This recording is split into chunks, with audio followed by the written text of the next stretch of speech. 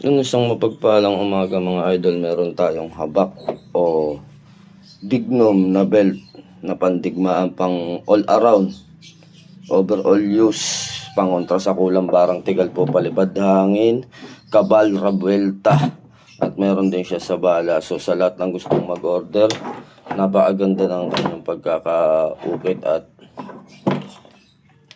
sa bawat isa ng dignum na ito ay may mga pangalang nakaukit na magagamit natin sa ating pag-spiritual.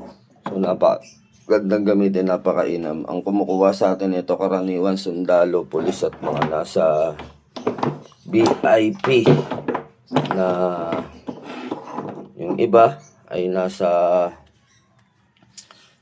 gobyerno. So yun, kinukuha nila ito mga ganito. Yung mga negosyante na may mga banta sa kanilang mga buhay, ito yung madalas na kunin.